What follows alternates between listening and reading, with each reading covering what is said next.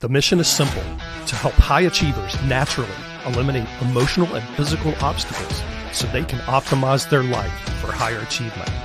Welcome. You have just entered the Genesis Zone. Good day and welcome to the Genesis Zone show. This is Dr. Brian Brown. Thank you for taking time out of your busy schedule to join us on this Thursday morning. Would you want to live to age 152 if you could? I mean, that's the title of today's show. That's a great question. Is the term old or old age relative to our circumstances?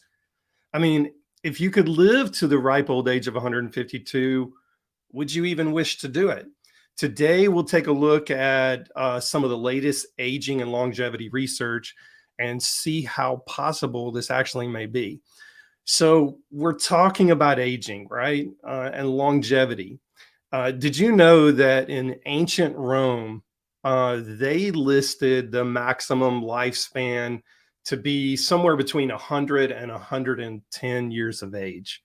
You know, it's fairly common to hear people use words like old or old age in their everyday conversation. I personally don't like those terms because I think that those terms are relative. I mean, really and truly, define old.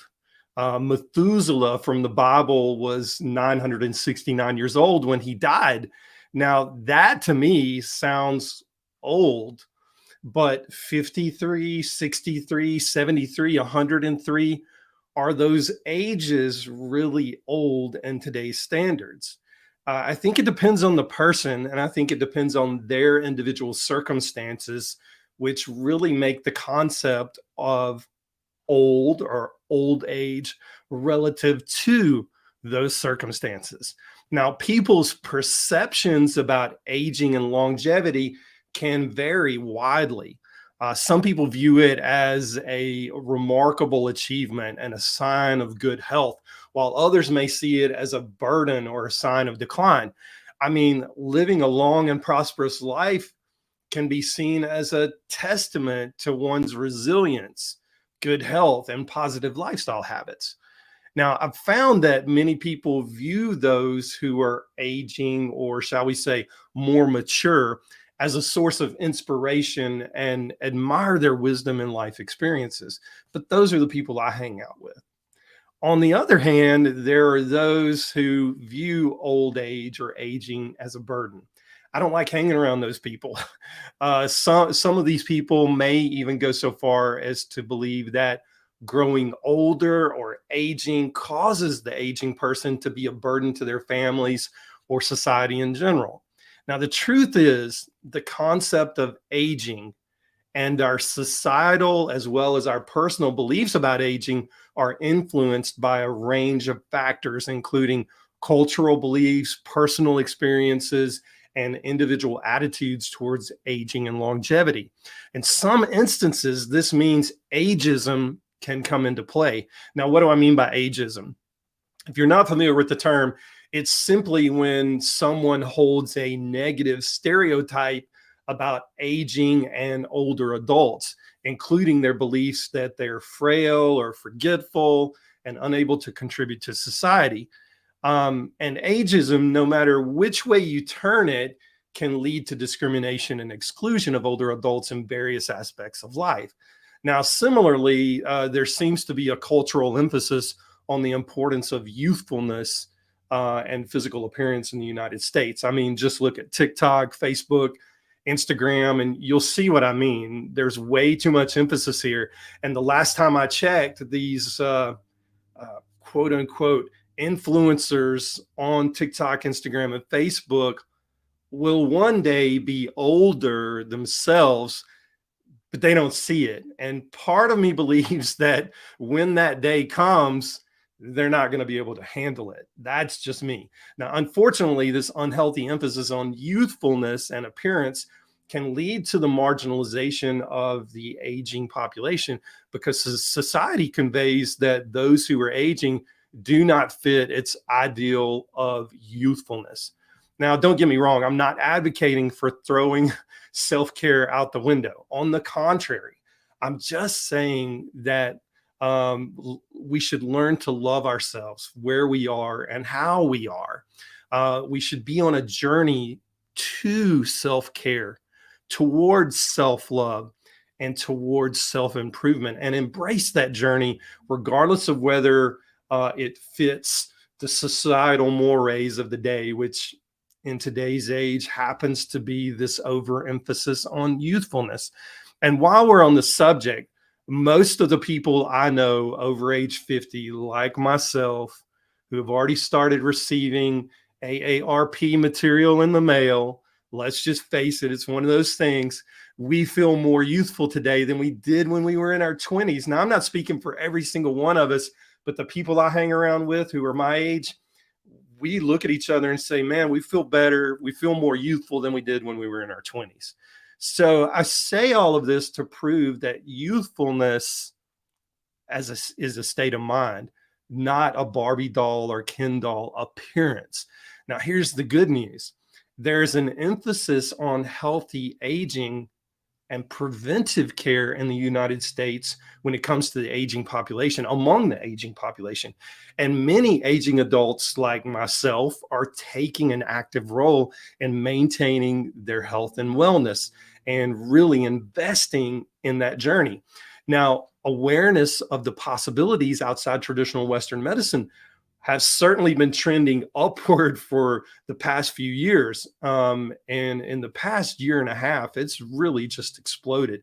If you look at the actual numbers, the economics of this industry, just the biohacking industry alone, the numbers have gone up at least 40% as far as gross annual revenue.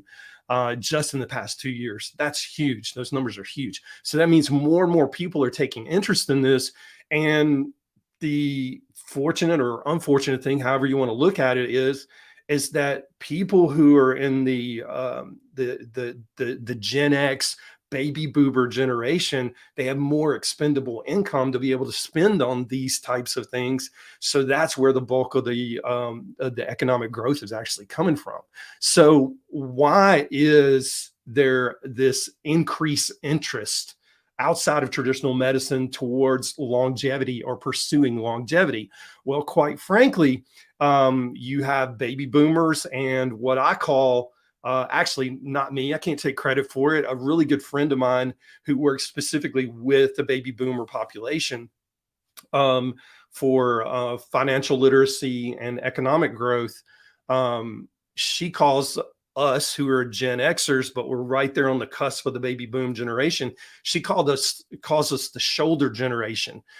Because if you look at Gen Xers are kind of divided into three separate groups within that time span. But those of us who are really close to the baby boomer age range or year cutoff, they call us the shoulder, or she's calling us the shoulder generation of Gen X population. But people who fit that baby boomer shoulder generation of the Gen X population, like myself, we're more financially stable than other generational segments. We're more driven now than we've ever been in life and in business, and certainly in our wellness goals, and especially our longevity goals. And we are very well read and educated about the limitless and kind of growing opportunities and possibilities available to help us live longer and more productive and healthy lives. And and when we add to this our innate tenacity and impeccable adaptability to circumstances that are constantly fluid, and you have a recipe for 2 generations of people who will likely outlive the generations behind us. And I would add, we're going to outlive the generations behind us with gusto. And we're going to be in much better health as we live longer than the generations that are coming up. I don't say that with pride, but I do say that as a fact. I mean, if you look at health statistics in general, my generation alone, not even including the baby boomer generation, but just the Gen X generation, and if you include baby boomers in this, it's huge. we are poised to outlive our children and our children's children. Why is that? I don't know. I think maybe because there's too much of an emphasis in certain areas versus others. I think maybe because we become a sedentary society. I think maybe because we become a more carbohydrate heavy society, and we have to take all of these things into consideration. And when I say carbohydrates, I mean processed carbohydrates, processed foods, sugars, things like that. So at the top of the show, I mentioned Methuselah from the Bible, who died at 969 years of age. Now, sadly, the Guinness World Book of Records doesn't recognize Methuselah. They tell us that the oldest living human on record is Jean Calment from France, who lived to the age of 122 years and 164 days. Now, it's from this starting point that I bring you today's research insights on longevity, as the researchers mentioned Jean Calment's amazing feat of living to 122 years of age. Now, the paper that I reviewed for today shows is really discussing a hypothesis, and it's more of a hypothesis proposal. Now, just to shorten, because it's a very long paper, to give you the short highlights of this, even though the scientists agree that there have been very little changes in the upper age limits in those who live to be over 100 years old over the past 300 or 400 years, they agree that based on ancient historical text and current human genetics, that modern humans haven't reached the limits of the upper age limits as we know them right now. They go on to postulate that humans could easily live 30 years longer than Jean Calment of France, who died at 122. And that would put us somewhere in the range of 150 years old. I mean, think about that for a minute. Would you even want to live to be 150 years old? And if you did live to be 150 years old, what would you even do? I mean, think about it. If we're poised to outlive our children and our children's children, then what do we do with ourselves? Well, I have to tell you, I don't have any 100-year-old clients, but I do have the bulk of my clients who are 50 and older, and many are well past retirement age. In fact, I have a lot of clients who are in their 70s and extremely active. Now, the interesting thing is, I've seen that these people who are past this retirement age are very active professionals and executive types who have zero interest in being turned out to pasture, quote unquote. And they just they don't want to do that. They want to continue to see patients. They want to continue working with clients. They want to continue running companies, and they're doing it very, very successfully. Now, they're like little Energizer bunnies who just keep going and going and going. But most of all, they love what they're doing. They have the energy to do it. They have the mental clarity to do it. They have the stamina and endurance to do it. And they have little interest in stopping anytime soon.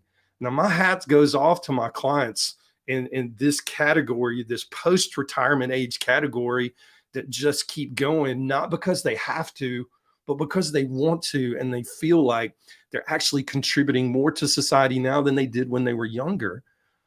Then I kind of self-reflect and I ask myself, what will I do when it's time to retire? And then the automatic thought kind of floods in that this word retirement is actually foreign to me. I don't think I'll ever fully retire as we know it in the traditional sense of the word, by the traditional definition. And and I think that's where many people that I work with who are over age 50, we kind of fit in that same category. We're like, do I even really want to fully retire? I think the answer for most of us is no. Now, will we be doing exactly what we're doing now? Maybe we will, maybe we won't. Maybe we'll reskill and learn something new and do something totally different, which is totally fine. But like many of my clients, I love being active. It keeps me alive, it keeps me youthful. Plus, I feel like I have more to contribute now than I ever have in my entire life. At nearly 54 years old, I'll be 54 here in a couple of months. I feel like I'm just now, as the older people would say, no pun intended, coming into my own. I just really feel like I'm coming into my own right now at 54. Now, in the comments below, I have a favor. I would like for you, because I'm really curious. This is a curiosity thing because I want to see where other people stand. In the comments below, whether you're watching this on YouTube, whether you're watching this on Facebook, it doesn't matter, or you're listening to the podcast, you can direct message me if that's the case. But I want you to tell me what your plans will be or what you perceive them to be, um, once you get past that retirement age, and then what that would look like if you knew you could live a healthy life over age 100. Um, I think it's important for us to start hearing what each other has to say, because I think sometimes we think our thoughts are foreign when we think, I don't want to retire. And we look around us and we see validation after validation of people who are retiring. But yet, the more we kind of move through life, we meet other people that have no interest in retirement. They have every interest in continuing to contribute to society and helping people as best they can. And they have a lot to contribute. So they want to do that. And I'm curious to see how many other people out there think like this or don't think like this. It's okay. Seriously, I'm just curious. So if you will, just leave in the comments below what your perceptions are of what you think you'll do when it comes time to retire. And if you knew you could live past 100 and live a healthy life, what would you do past 100? You know? So that's all I've got for today. I wanted to bring this topic to us, talk about longevity, talk about aging, talk about perceptions around it, wrong perceptions, ageism. I think those are things we really have to be in tune with as we move forward, advancing into this new age that we're in, where things are advancing at such a rapid rate. And I'm not just talking about health and wellness and biohacking. I'm talking about technology and just information in general. We're being inundated with so much. And it affects us. It affects us one way or the other. And I think it actually changes our thinking. But I just want to know, just kind of take a poll of like where everybody is out there when it comes to this concept or these perceptions around aging. I know many in my listening audience are over age 40 at minimum. Most of us are over age 50. And like I said, I'm just curious. Most informed, most trusted, and most grateful that you spent this time with us today. Until next time, stay in the zone. I'm Dr. Brian Brown.